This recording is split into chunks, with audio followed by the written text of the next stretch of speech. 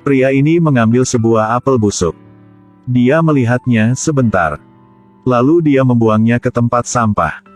Saat hendak turun ke bawah untuk membuang sampah, dia lupa memilah sampah. Dia langsung membuang apel itu ke tempat sampah.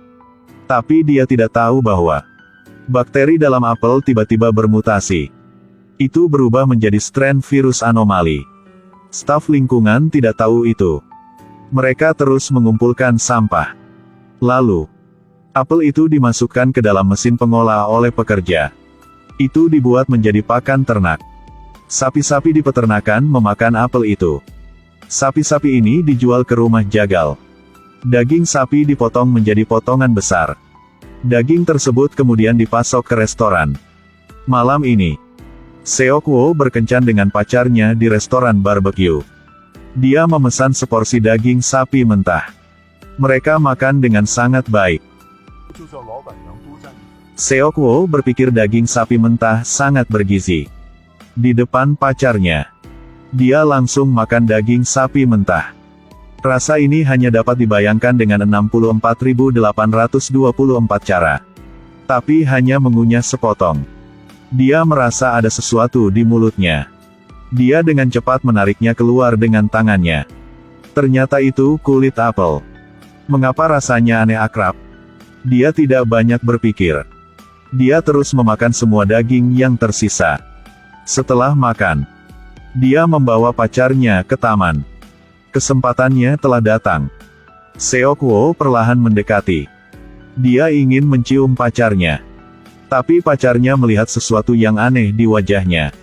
Tanpa diduga dia terinfeksi. Saat itu, sebuah kaleng terlempar entah dari mana dan mengenai kepalanya. Dia menoleh untuk melihat. Ternyata itu dibuat oleh dua anak laki-laki. Anak-anak melihat mereka dengan intim sehingga mereka merasa tidak nyaman. Jadi mereka sengaja mengolok-oloknya. Seok-woo ingin melindas dan memberi mereka pelajaran. Tapi pacarnya menghentikannya. Tapi bagaimana bisa seorang pria kehilangan harga dirinya?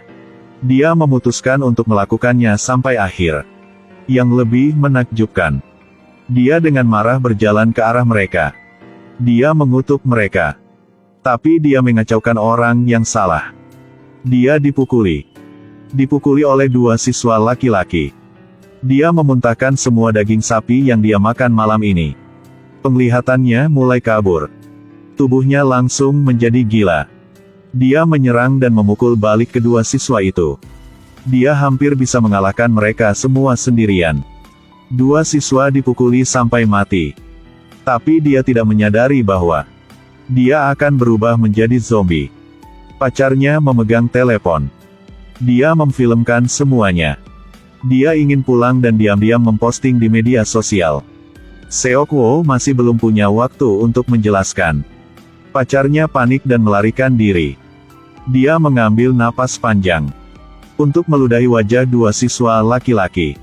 Dahak itu diserap melalui kulit sesaat. Di adegan lain, pacarnya ada di bas. Tubuhnya tiba-tiba terasa tidak nyaman. Tidak hanya dia tidak berhenti batuk, tetapi dia juga berkeringat di sekujur kepalanya. Kepalanya terasa seperti akan meledak. Dia menelepon Seok-woo. Tapi sisi ini suaranya terlalu keras. Dia tidak mendengar apa-apa. Dua penjahat yang dipukuli kali ini telah bermutasi.